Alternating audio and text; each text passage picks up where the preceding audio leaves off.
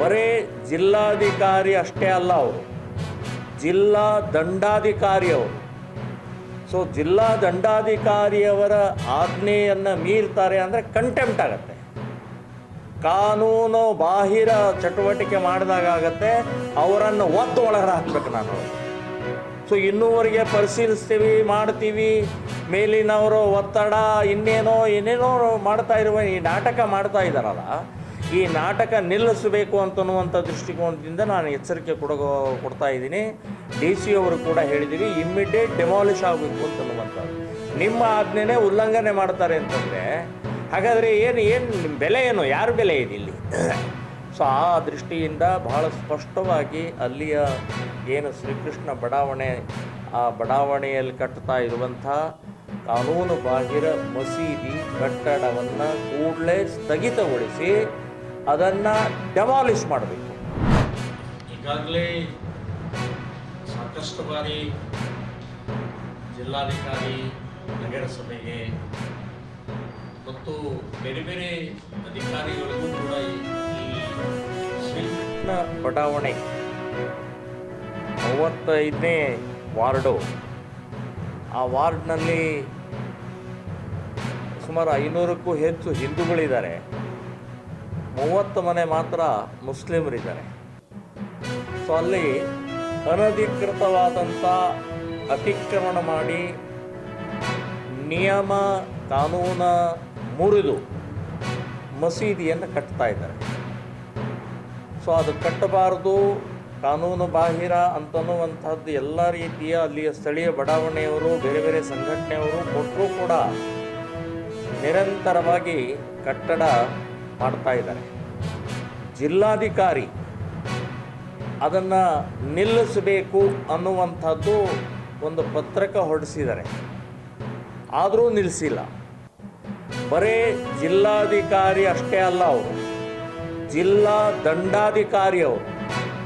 So ಜಿಲ್ಲಾ ದಂಡಾಧಿಕಾರಿಯವರ ಆಜ್ಞೆಯನ್ನು ಮೀರ್ತಾರೆ ಅಂದರೆ ಕಂಟೆಂಪ್ಟ್ ಆಗುತ್ತೆ, ಕಾನೂನು ಬಾಹಿರ ಚಟುವಟಿಕೆ ಮಾಡಿದಾಗತ್ತೆ, ಅವರನ್ನು ಒದ್ದು ಒಳಗಡೆ ಹಾಕ್ಬೇಕು ನಾನು ಹೇಳೋದು. ಸೊ ಇನ್ನೂವರೆಗೆ ಪರಿಶೀಲಿಸ್ತೀವಿ, ಮಾಡ್ತೀವಿ, ಮೇಲಿನವರು ಒತ್ತಡ ಏನೇನೋ ಮಾಡ್ತಾ ಇರುವ ಈ ನಾಟಕ ಮಾಡ್ತಾ ಇದ್ದಾರಲ್ಲ, ಈ ನಾಟಕ ನಿಲ್ಲಿಸಬೇಕು ಅಂತನ್ನುವಂಥ ದೃಷ್ಟಿಕೋನದಿಂದ ನಾನು ಎಚ್ಚರಿಕೆ ಕೊಡ್ತಾ ಇದ್ದೀನಿ. ಡಿ ಸಿ ಅವರು ಕೂಡ ಹೇಳಿದ್ದೀವಿ, ಇಮ್ಮಿಡಿಯೇಟ್ ಡೆಮಾಲಿಷ್ ಆಗಬೇಕು ಅಂತನ್ನುವಂಥದ್ದು. ನಿಮ್ಮ ಆಜ್ಞೆನೇ ಉಲ್ಲಂಘನೆ ಮಾಡ್ತಾರೆ ಅಂತಂದರೆ ಹಾಗಾದರೆ ನಿಮ್ಮ ಬೆಲೆ ಏನು, ಯಾರ ಬೆಲೆ ಇದೆ ಇಲ್ಲಿ?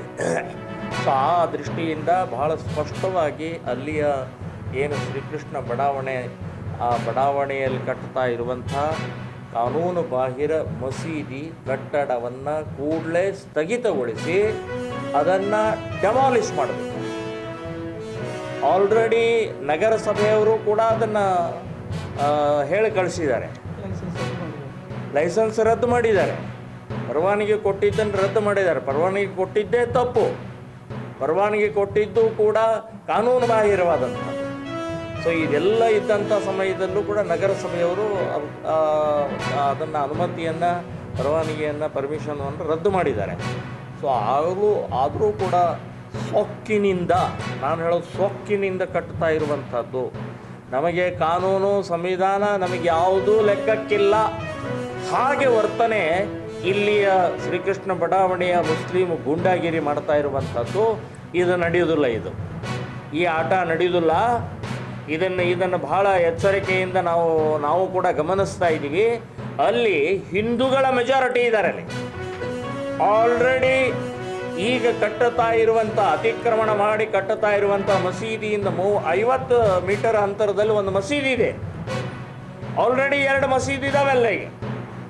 ಸೊ 2 ಮಸೀದಿ 30 ಮನೆಗಳಿಗೆ ಸಾಕಾಗೋದಲ್ವ ನಮಗೆ? ಯಾತಕ್ಕೆ ಬೇಕು ನಿಮಗೆ ಮಸೀದಿಗಳು? ಅಲ್ಲಿ ಹಿಂದೂಗಳಿಗೆ ಈಗಲೇ 2 ಮಸೀದಿಯಿಂದನೇ ಸಾಕಷ್ಟು ತೊಂದರೆ ಆಗ್ತಾ ಇದೆ. ಅಲ್ಲಿ ಜಾತ್ರೆ, ಉತ್ಸವ, ಹಬ್ಬ, ವಾದ್ಯಗಳನ್ನು ನಿಲ್ಲಿಸುವಂಥ, ತೊಂದರೆ ಕೊಡುವಂಥ ಪ್ರಕ್ರಿಯೆ ಮಾಡ್ತಾ ಇದ್ದಾರೆ. ಅಲ್ಲಿ ಕುರಿ ಬಲಿ ಕೊಡಬೇಕಾದ್ರೆ ತೊಂದರೆ ಕೊಡ್ತಾ ಇದ್ರಿ, ಉತ್ಸವದ ವಾದ್ಯ ಹೋದರೆ ತೊಂದರೆ ಕೊಡ್ತಾ ಇದ್ರಿ. ಸೊ ನಿಮ್ಮ ಮಸೀದಿಯ ಪ್ರಾರ್ಥನಾ ಕಟ್ಟಡನೋ ಅಥವಾ ಹಿಂದೂಗಳಿಗೆ ತೊಂದರೆ ಕೊಡುವಂಥ ಕಟ್ಟಡನೋ ಅದು ಯಾವುದನ್ನು ಅನ್ನೋದು ಬಗೆಹರಿಸಿ ಅದನ್ನು. ಸೊ ಆಲ್ರೆಡಿ 2 ಈ ಮಸೀದಿಗಳು ಸಾಕು, ಈಗ ಆಲ್ರೆಡಿ ಕಟ್ಟಿದ್ದೀರಿ ಈಗ. ಸೊ ಅಲ್ಲಿ ನೀವು ಪ್ರಾರ್ಥನೆಯನ್ನು ಮಾಡಿ 3ನೇದನ್ನು ಕೂಡಲೇ ಅದನ್ನು ಡೆಮಾಲಿಷ್ ಮಾಡಬೇಕು, ತೆಗೆದು ಹಾಕಬೇಕು ಅಂತನ್ನುವಂಥದ್ದು ಕೂಡ ನಾವು ಈಗಾಗಲೇ ಜಿಲ್ಲಾಧಿಕಾರಿಗಳಿಗೆ ಮನವಿಯನ್ನು ಕೊಟ್ಟಿದ್ವಿ. ಮುಸ್ಲಿಂ ಮುಖಂಡರು ಕೂಡ ಯೋಚನೆ ಮಾಡಬೇಕು.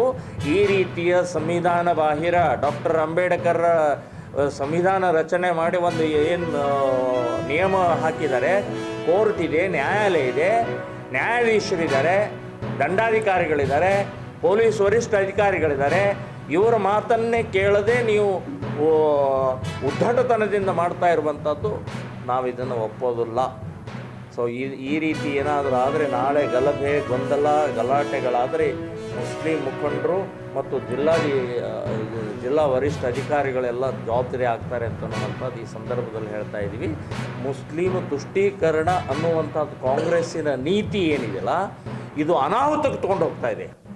ನಿಮ್ಮ ಮನೆ ಒಳಗೆ ಕಟ್ಕೊಳ್ರಿ ಕಾಂಗ್ರೆಸ್ನವರೇ, ನಿಮ್ಮ ಮನೆ ಮುಂದೆ ಮಸೀದಿ ಕಟ್ಕೊಳ್ರಿ. ನೀವು ಇಲ್ಲಿ ಸಾರ್ವಜನಿಕ ತೊಂದರೆ ಕೊಡುವಂಥದ್ದು ಯಾಕೆ ಮಾಡ್ತಾ ಇದ್ದಾರೆ?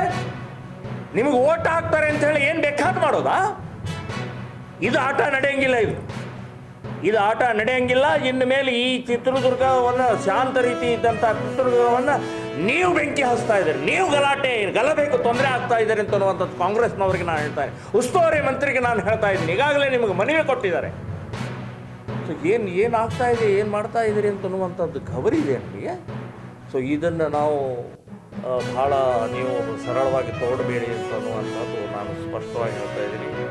ಈ ಸಾದಿಕ್ ನಗರ ಅಂತ ನಾವು DC ಹೇಳಿದೆ. ಸಾದಿಕ್ ನಗರ ಅಲ್ಲ, ಅದು ಶ್ರೀಕೃಷ್ಣ ಬಡಾವಣೆ ಅಂತ ಅನ್ನೋದೇ ಶ್ರೀಕೃಷ್ಣ ಬಡಾವಣೆನೇ ಆಗಬೇಕು.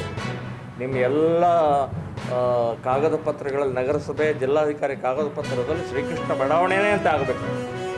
ಅದನ್ನು ಕೂಡ ಈಗಲೇ ಸಾದಿಕ್ ನಗರ ಅಂತ ಹೇಳಿ ನಾಳೆ ಪಾಕಿಸ್ತಾನ ನಗರ ಅಂತ ಮಾಡ್ತಾರೆ. ಅದನ್ನು ಒಪ್ಕೊಳ್ತಾರೆ ನಾವು?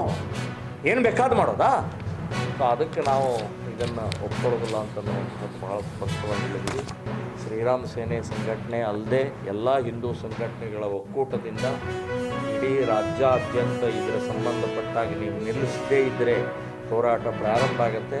ಚಲೋ ಚಿತ್ರದುರ್ಗ ಅಂತ ಕರೆ ಕೊಡಬೇಕಾಗತ್ತೆ ಅಂತನ್ನುವಂಥ ಎಚ್ಚರಿಕೆಯನ್ನು ಕೊಡ್ತಾರೆ.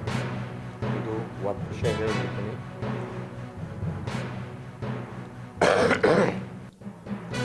ಕ್ರಿಸ್ಮಸ್ ಹಬ್ಬ ಡಿಸೆಂಬರ್ 25 ಅಧಿಕೃತವಾಗಿ ಸರ್ಕಾರದ ರಜೆ ಘೋಷಣೆಯನ್ನು ಮಾಡ್ತಾ ಬಂದಿದ್ದಾರೆ. ಆದರೆ ಎಲ್ಲ ಕ್ರಿಶ್ಚಿಯನ್ ಕಾನ್ವೆಂಟ್ ಸ್ಕೂಲ್ಗಳಲ್ಲಿ 10 ದಿನ ರಜೆ ಕೊಡ್ತಾರೆ. 10 ದಿನ ಕ್ರಿಸ್ಮಸ್ಗೆ ಹಿಂದೂಗಳು ಏನು ಮಾಡೋದಿದೆ? ಎಲ್ಲ ಕ್ರಿಶ್ಚಿಯನ್ ಕಾನ್ವೆಂಟ್ ಸ್ಕೂಲ್ಗಳಲ್ಲಿ 99% ಹಿಂದೂ ವಿದ್ಯಾರ್ಥಿಗಳೇ ಇರ್ತಾರೆ, ಹಿಂದೂ ಟೀಚರ್ಸ್ ಇರ್ತಾರೆ, ಹಿಂದೂ ಸಿಬ್ಬಂದಿಗಳಿರ್ತಾರೆ. 1% ಮಾತ್ರ ಇರುವಂಥ ಕ್ರಿಶ್ಚಿಯನ್ರು ನೀವು ನಿಮ್ಮ ಆಡಳಿತದ ಇದರಲ್ಲಿ ನಮ್ಮ ಮೇಲೆ ಹೇರ್ತಾರೆ. ನಿಮ್ಮ ಕ್ರಿಸ್ಮಸ್ ನೀವು ಆಚರಣೆ ಮಾಡಿ, ಆದರೆ ನಮ್ಮ ಮಕ್ಕಳಿಗೆ ನೀವು ಶಿಕ್ಷಣವನ್ನು ಹೊರತುಪಡಿಸಿ ನಮ್ಮ ಮಕ್ಕಳ ಮೇಲೆ ಕ್ರಿಶ್ಚಿಯನ್ರ ಈ ಕ್ರಿಸ್ಮಸ್ ಹೇರುವಂಥ ಪ್ರಯತ್ನ ಯಾಕೆ? ಬ್ರಿಟಿಷ್ ಕ್ರಿಶ್ಚಿಯನ್ರು ಹೋಗಿ 79 ವರ್ಷ ಆಯ್ತಲ್ಲ, ಇನ್ನೂ ಅದೇ ಪದ್ಧತಿನಾ? ನಾನು ಸರ್ಕಾರಕ್ಕೆ ಹೇಳ್ತಾ ಇದ್ದೀನಿ, ಈ ಕ್ರಿಶ್ಚಿಯನ್ ಕಾನ್ವೆಂಟ್ ಸ್ಕೂಲ್ಗಳಲ್ಲಿ 25ನೇ ತಾರೀಕು ನೀವು ಅಧಿಕೃತವಾದಂಥ ರಜೆಯನ್ನು ಘೋಷಣೆ ಮಾಡಿದ್ದು, ಅದಕ್ಕೆ ಒಪ್ಪಿಗೆ ಕೊಟ್ಟಿದ್ದೀವಿ. ಇನ್ನು 10 ದಿನದ ರಜೆಯನ್ನು ಏನಾದರೂ ಕೊಟ್ಟರೆ ಎಲ್ಲ ಕ್ರಿಶ್ಚಿಯನ್ ಕಾನ್ವೆಂಟ್ ಸ್ಕೂಲ್ಗಳ ಎದುರುಗಡೆಗೆ ಧರಣಿ ಮಾಡಬೇಕಾಗತ್ತೆ ಅಂತನ್ನುವಂಥ ಎಚ್ಚರಿಕೆಯನ್ನು ನಾನು